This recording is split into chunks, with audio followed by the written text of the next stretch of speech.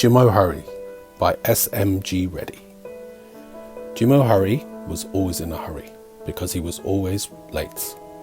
This morning, Jim woke up very late indeed. "Oh no, it's 10 a.m, Jim cried. "I'm going to be late for school again." So he jumped up, nearly hitting his head on the ceiling. He grabbed his school jumper, which he put on back to front, quickly putting his trousers and his socks that were all inside out. Then finally his shoes.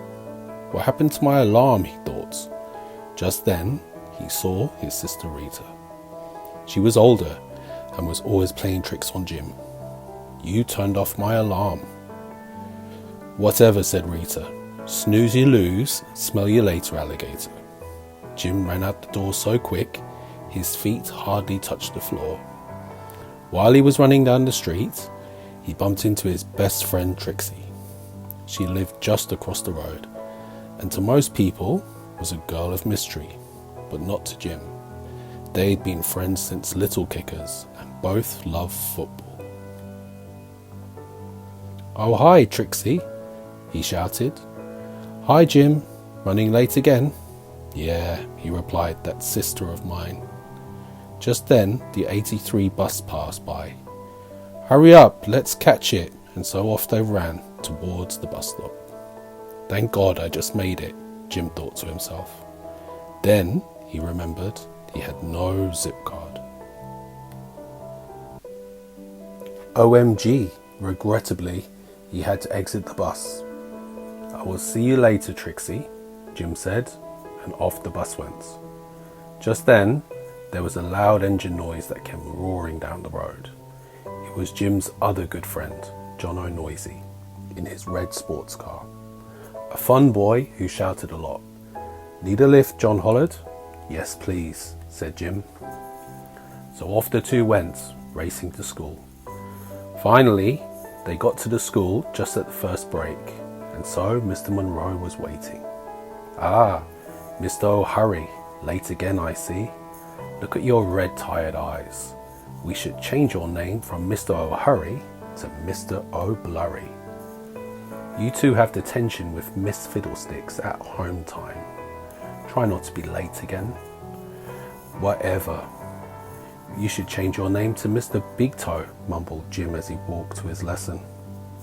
On the way, John said, "If my dad finds out that I got detention again, he will hit the roof." "Don't panic. I have a plan," Jim replied. As they turned the corner to the stairs, they bumped into Jim's cousin, Nicola O'Sorry, a bright girl who was just a bit clumsy. Just then, she bumped into them and knocked all her books all over the floor.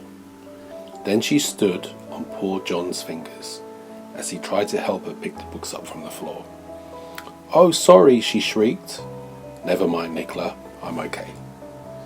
"We'd better dash," shouted John. Eventually, they got to class. After a busy day with reading, writing and adding up, with minutes to spare, Jim got his attention. Now it was time to put his master plan into action. The head teacher gave him 100 lines to write. "I must not be late for school." Well, Jim made some changes and actually wrote 100 times, "I will be late for school." Now Miss Fiddlesticks was a nice head teacher, not strict like Deputy Head Mr Big Toe Monroe.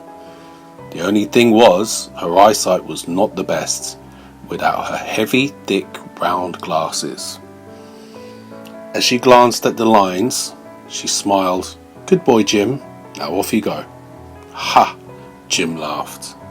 "Now I can be as late as I want. The next time old Monroe the Yo-Yo tells me off for being late, all I have to do is send him to the head teacher, who just permitted me to be late any time I want." The end.